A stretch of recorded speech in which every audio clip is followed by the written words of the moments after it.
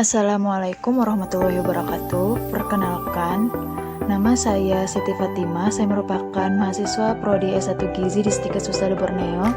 Kali ini saya akan membuat video tentang konseling gizi, tentang hipertensi, yang dimana merupakan salah satu tugas praktek komunikasi gizi yang dimana dosen pengampunya adalah Ibu Nur Hasanah SKZ MSI. Selamat menyaksikan.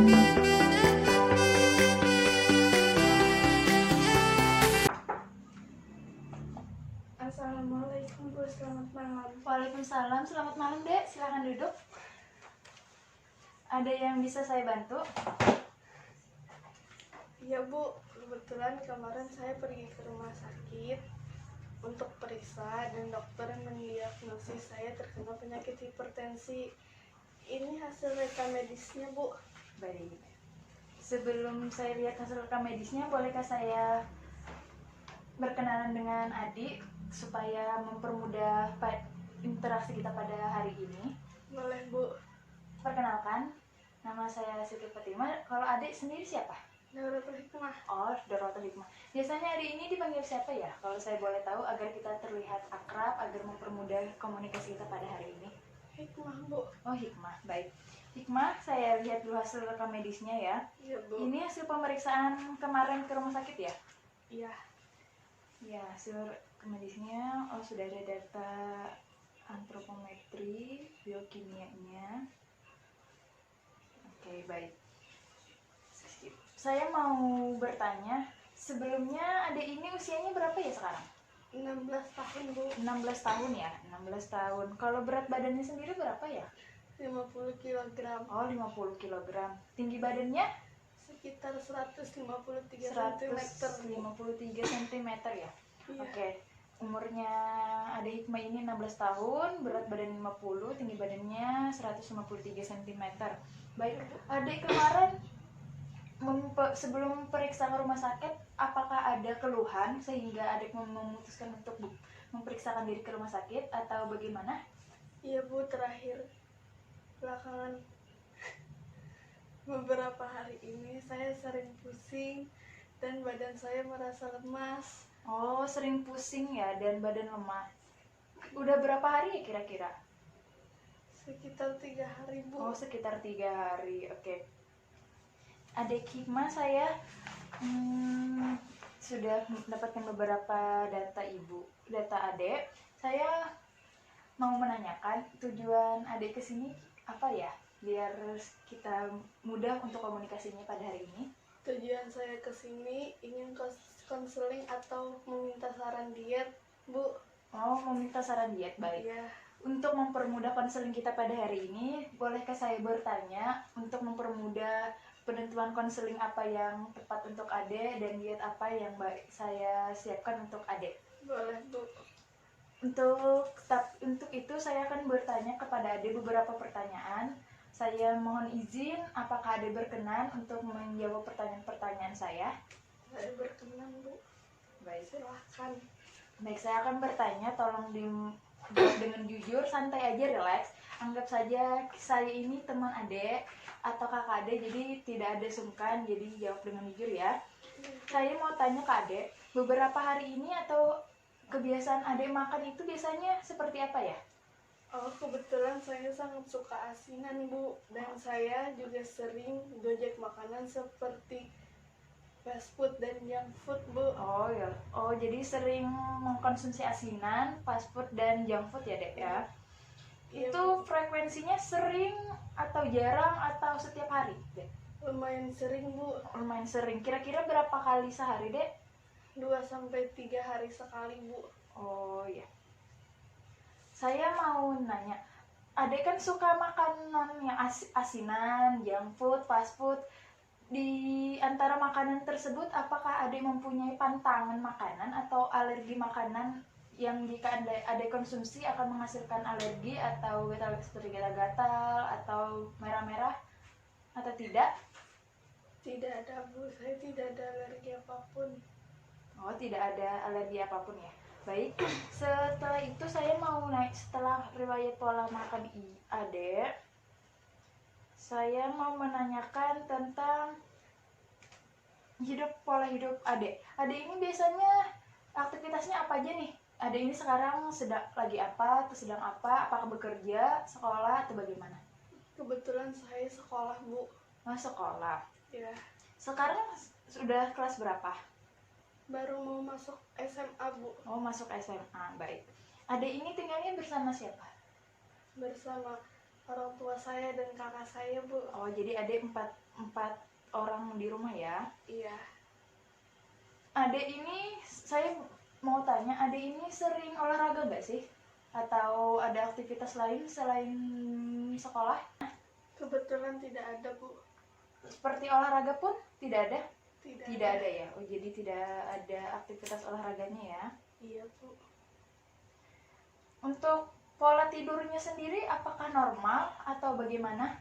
Beberapa hari ini saya sering begadang, Bu. Oh, sering begadang. Iya, Biasanya tidur dari jam berapa dan sampai jam berapa? Atau kisaran jamnya biasanya berapa jam? 6 jam sehari, Bu. 6 jam sehari. Iya. 6 jam sehari. Baik, terima kasih atas jawaban yang telah Ade berikan. Saya menghitung kebutuhan gizi Ade terlebih dahulu ya, dan menyusunkan menunya.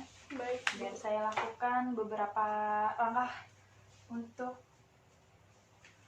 asuhan gizi ya, atau untuk mencapai konseling itu ada assessment, terus nanti ada diagnosis gizi, kemudian nanti ada intervensi gizi, kemudian nanti ada evaluasi dan monitoring, dan kemudian nanti akan saya kasihkan konselingnya ya. Baik, mohon ditunggu sebentar ya Dek. Iya. Jadi umurnya 16 tahun, 50 cm ya. Baik, untuk namanya sendiri tadi Dauratul Hikmah ya, umurnya 16 tahun, jenis kelaminnya perempuan, pekerjaannya sekarang masih pelajar, pendidikannya masih sekolah, agamanya Islam. Alamatnya di mana kalau boleh tahu? Jalan Bina Bakti, RT 9 RW 3, Desa Sejahtera, Kecamatan Cikalong 4. Oh baik, diagnosisnya dari dokter adalah hipertensi, keluhan utamanya tadi pusing, badan terasa lemak, Iya. penyakit sekarang hipertensi, kemudian tidak mempunyai penyakit, apakah mempunyai riwayat penyakit dahulu atau ada riwayat penyakit keluarga? Tidak ada. Oh tidak ada ya? Iya. Ya, tidak ada ya. Untuk riwayat gizinya, penghasilannya tidak ada karena masih pelajar, tinggal bersama 3 anggota keluarga yang lain, sukunya Bugis, bangsa Indonesia, aktivitas fisiknya olahraga tidak ada, tidak kerja, tidurnya 6 jam, tidak mempunyai alergi atau makan pantangan ya Dek? Tidak Terus ada. dietnya, apakah pernah mengalami diet? Tidak pernah. Tidak ada. Makanan kesukaannya itu tidak spesifik, tapi kebiasaannya tadi makanan junk food, asinan, dan fast food ya. Iya, Bu. Kemudian tidak ada, apakah ada nyeri ulu hati, mual, muntah? Tidak ada, Bu. Tidak ada. Anoreksia, diare, Tidak ada. konstipasi, Tidak ada. perubahan pengecapan, Tidak ada. gangguan mengunyah, Tidak ada. gangguan menelan, Tidak ada. kondisi giginya Tidak ada. tidak ada juga ya. Suplementasi, pernah mengonsumsi suplementasi? Tidak pernah. Oh, tidak pernah juga ya. Baik, kebiasaan makannya tadi asinan, makanan yang berlemak, dan junk food. Baik, untuk hasil recall yang telah saya hitung tadi berdasarkan wawancara, yaitu asupan energi AD itu sebanyak 1897 kilokalori, asupan proteinnya 45 gram, asupan lemaknya 20 gram, asupan karbohidratnya 273 gram, dan asupan garamnya itu 2110 mg ya. Terus energinya sendiri itu kebutuhan energinya itu seharusnya itu 2198. Jadi ada itu tergolong cukup karena persentasenya itu 86,3%, proteinnya 54, kebutuhannya 96, presentasinya 81,8, lemaknya itu 24, presentasinya 94, karbohidratnya 329,7, kebutuhannya presentasinya 91,9%. Terus natriumnya itu kebutuhan AD itu sebenarnya 1600, tapi tadi konsumsinya AD itu 2110 ya.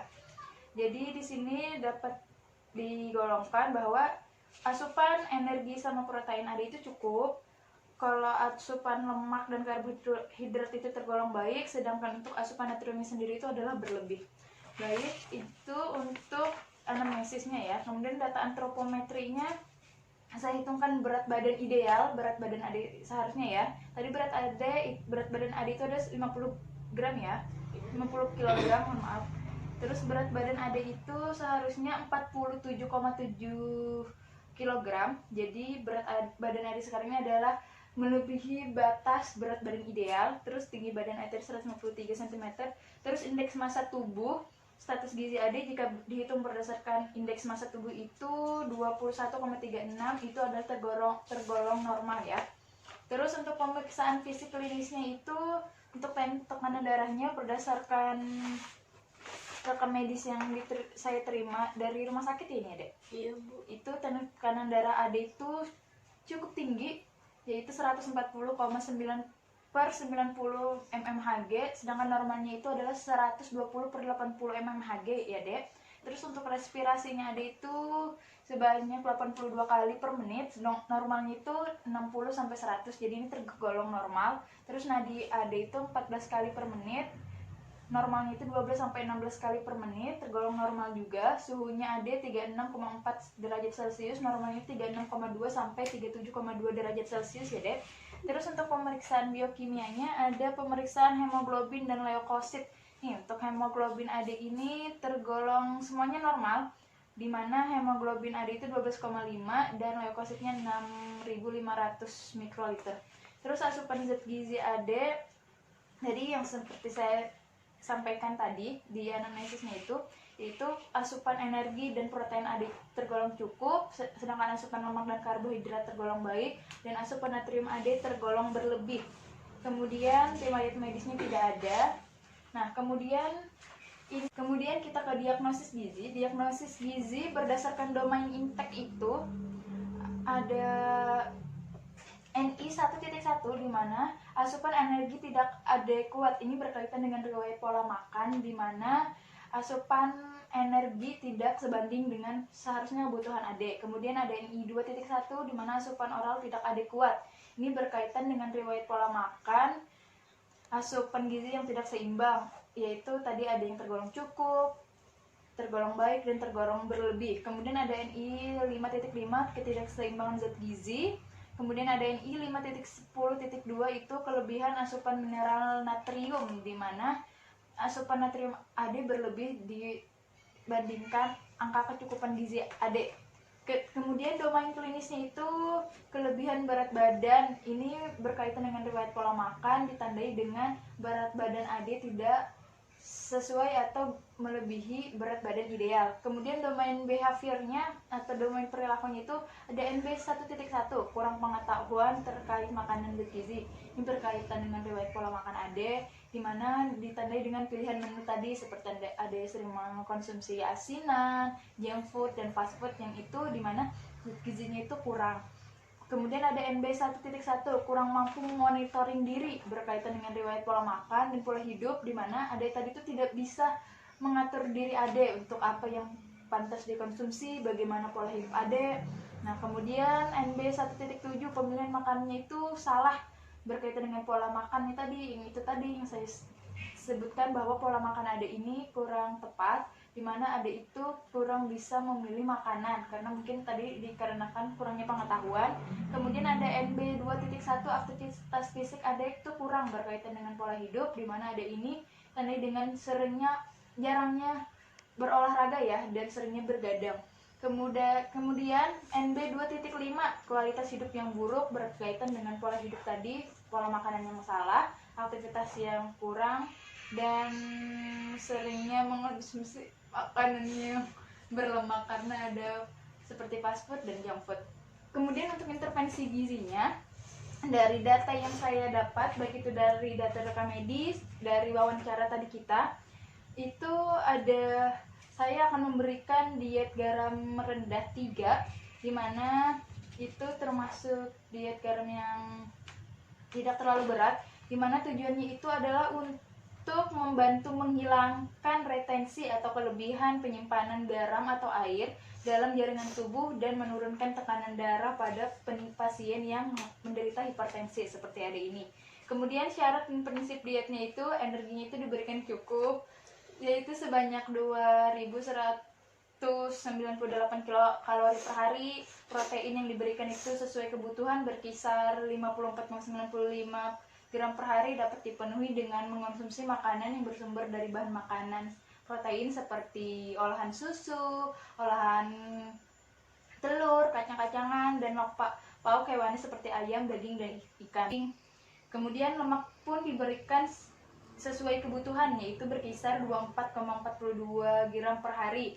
Ini dapat dipenuhi dengan mengkonsumsi bahan makanan yang bersumber dari lemak seperti olahan keju, olahan daging, dan olahan santan. Kemudian karbohidratnya pun diberikan sesuai dengan kebutuhan, yaitu kebutuhan ada adalah 329,7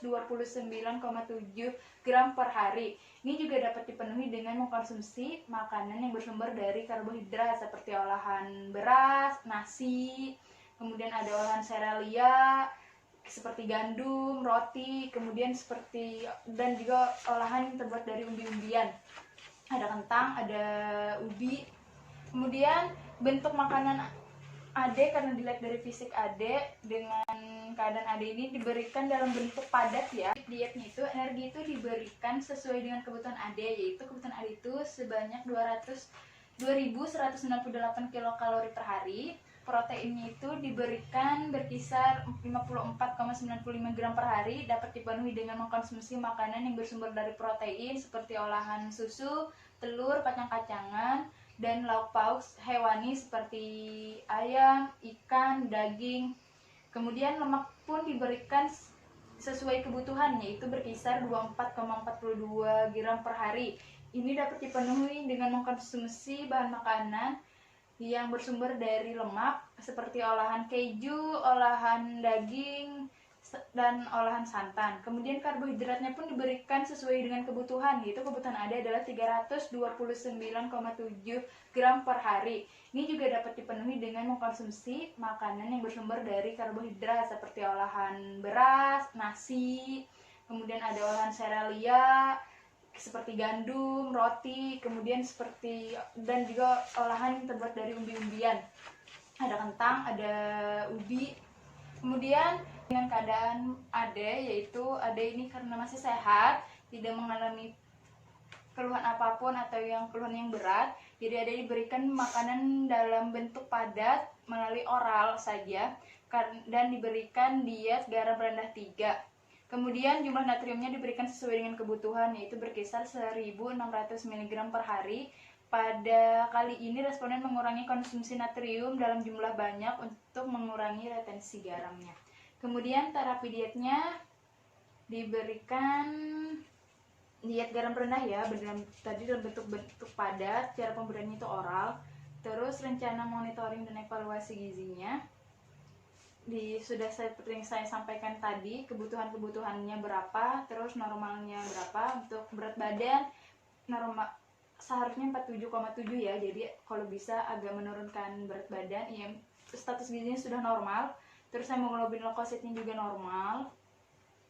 Terus rencana konsultasi gizinya itu untuk menyeimbangkan gizi dan mengurangi kelebihan garam. Jadi saya telah susunkan menu dan beserta resepnya ya, dan hitungannya berapa untuk mempermudah Adek ya dalam diet rendah garam ini. Ini udah bisa dilihat dulu, ini berikut ini menunya ya Dek. Ini menu untuk 3 hari ke depan. Terus ini ada resepnya dan berapa untuk bahan makanannya tersendiri. Apakah ada yang ingin ditanyakan dan dapat ada lihat terlebih dahulu nih? Kalau ada yang ingin ditanyakan silahkan ditanyakan.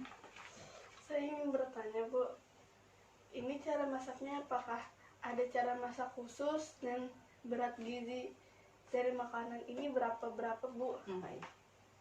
pertanyaan yang baik. Untuk cara memasaknya dapat dilihat sudah saya tuliskan di sini. Namun perlu diperhatikan untuk penggunaan garam dapur itu kalau bisa dikurangin atau tidak usah menggunakan atau menambahkan garam dapur pada makanan. Karena hipertensi ini adalah penyakit yang kelebihan kadar natriumnya ya. Jadi kalau bisa dikurangi atau tidak usah menggunakan sama sekali. Kalaupun ingin tetap menggunakan boleh saja. Hanya saja jumlahnya itu dibatasi, yaitu hanya sebanyak 1 sendok teh atau seberat 4 gram setiap kali digunakan dalam makanan atau dalam sekali sehari ya. Kemudian perlu diperhatikan juga untuk bahan-bahan yang lain seperti baking powder, soda, natrium benzoat. Itu kalau perlu dihindari, jangan digunakan dulu atau tidak usah menggunakan bahan-bahan seperti tersebut tadi, seperti soda, baking powder, natrium benzoat, dan garam dapur ya. Terus untuk gizinya sudah saya tuliskan di sini. Untuk seperti ini ada orak-arik bening soun, itu sebanyak sounnya itu 50 gram, kembang kolnya 25 gram, dan bumbu dan bahan-bahan lain serta cara memasaknya. Itu kandungan gizinya sendiri ada energinya 333,9, terus proteinnya 7,3, lemaknya itu 10,6, karbohidrat 51,3, natrium 89,5, kaliumnya 53,3, kalsiumnya 53,3, dan magnesiumnya 15,5. Nah, ini tadi susunan menunya selama 3 hari. Sengaja saya bedakan setiap harinya, hari pertama, kedua, dan ketiga, agar adik itu tidak bosan. Nah, untuk adik ketahui, mungkin adik bertanya-tanya, biasanya kan hipertensi ini hanya terjadi atau lebih banyak dialami oleh para lansia atau orang dewasa, tapi tidak menutup kemungkinan untuk umur adik, anak muda sekarang atau umur saya itu juga dapat mengalami hipertensi. Hal itu dapat dipengaruhi oleh beberapa faktor seperti faktor keturunan, faktor pola hidup, pola makannya, terus aktivitas stres juga dapat mempengaruhi penderita seseorang dapat mengalami hipertensi. Jadi tidak serta-merta orang yang mengalami hipertensi adalah orang yang lanjut usia, tapi orang seperti ade yang masih muda ataupun seperti saya ini dapat mengalami hipertensi. Dari sini apakah ada lagi yang ditanyakan? Tidak ada, Bu. Baik, saya harap dengan konseling kali ini apa yang ada alami, semoga kadar natrium itu beberapa hari ke depan dapat menurun, lebih baik lagi jika sudah bisa normal, dan semoga dari konseling pada hari ini ada perubahan dan Ade dapat bisa mengatur pola makannya, pola hidupnya, untuk kebiasaan tidurnya juga diatur, usahakan normal, jangan begadang lagi, usahakan minimal 8 jam per hari, kemudian batasi garam dapur, makan makanan yang bergizi, buah-buahan, sayur-sayuran, jangan memakan makanan yang menggunakan garam, vetsin, kemudian sering-sering minum air putih ya.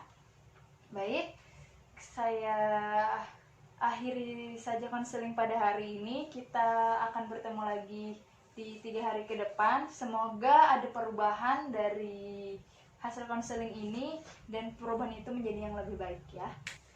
Terima kasih, Bu, atas bimbingan konselingnya.